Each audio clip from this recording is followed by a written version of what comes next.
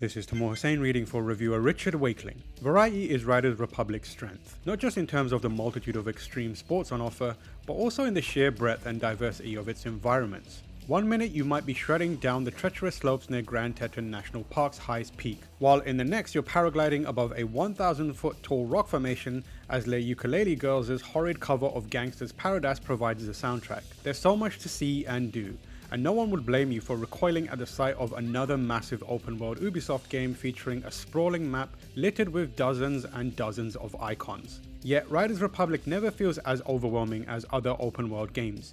It's not quite as chill as Steep, developer Ubisoft Annecy's previous game, but it has a similarly hands-off style that rewards you for playing how you want.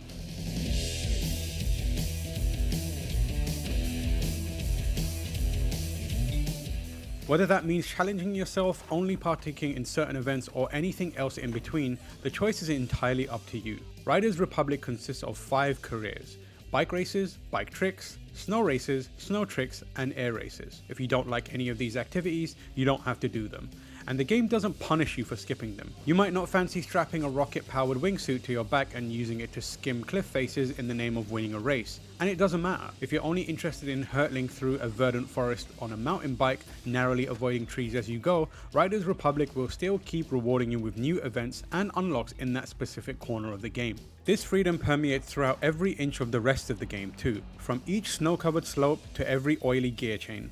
In order to progress, you need to earn stars, with each event rewarding a single star just for completion, whether you finish in first or last place. This feels like a strange decision at first, since it seemingly robs the game of any stakes or sense of competition. This casual approach might suit you, and that's fine, but for anyone who's after a challenge or an incentive to outperform the rest of the field, each event's optional objectives provide one, giving you another way to earn additional stars in the process. These objectives might ask you to win a race on the highest difficulty level, rack up a specific score during a trick event, or collect balloons scattered along the course. Some of these are relatively easy to achieve, while others are significantly harder and challenge your skill level. Whether you engage with them or not is once again up to you. There are enough events and stars to go around that you're going to progress and unlock more either way, so it all comes down to how you want to approach the moment-to-moment gameplay.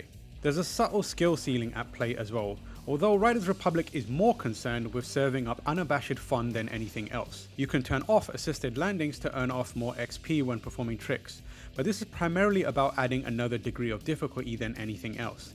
Leaving it on lets you perform outrageous tricks without having to worry about manually aligning your character before they crash back down to earth, thus affording you another degree of freedom in how you approach this extreme sports adventure.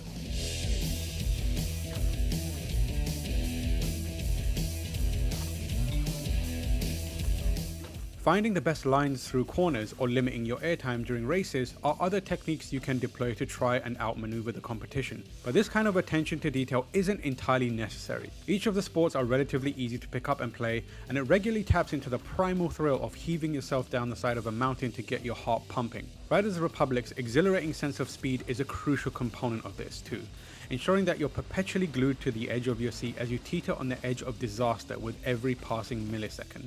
Of course, the game world also plays a pivotal role in how enjoyable it is to slalom between trees and over vast stretches of desert. The map is composed of 7 US national parks, all crammed into one beautiful and impossible space. You can instantly jump from Yosemite Valley into Sequoia and then Bryce Canyon, with each region offering different surfaces, obstacles, and breathtaking vistas for you to soak in. There's a tranquil pleasure in foregoing the brash corporate-sponsored events and embarking on your own excursion, pedaling through the arid wilderness of Canyonlands, crunching the untouched powder in Mammoth Mountain's snow-capped village, or swirling above the clouds in a wingsuit. The calmness is offset somewhat by Riders Republic's chaotic multiplayer.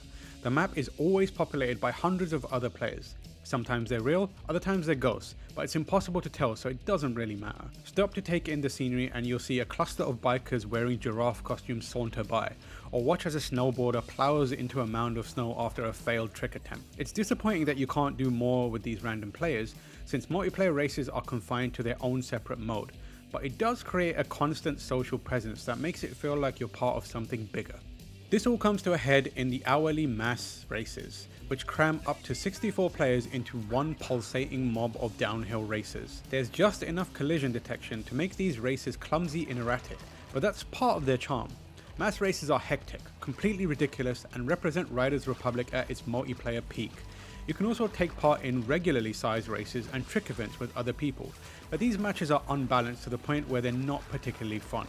Each player takes their own gear into an event that has its own gear score, similar to the Division 2 except with skis and wingsuits instead of assault rifles and shotguns. A higher gear score generally means whatever you're riding is going to be faster. There's no restrictions on gear in multiplayer races, so being left behind by players with snowboards 200 points higher than yours is a common occurrence that saps away the thrill of competition.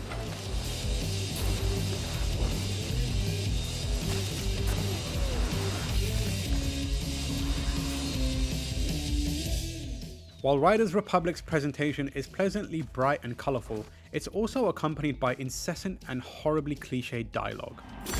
Oh, wow, slap me with bread and call me a sandwich. You've just qualified for Fox Racing Mountain Rush. This is a gnarly mass race starting from the frozen ice of Teton down to the trees in Yosemite. This is all in service of a paper-thin story that doesn't need to exist. Just imagine if SSX tried to give you a reason for why you're hurtling down a mountainside with a piece of wood strapped to your feet. But competing at the Invitational? It's a transformative experience, man. Transformative? Trust me, I know. I was there 10 years ago. 12. Sucky!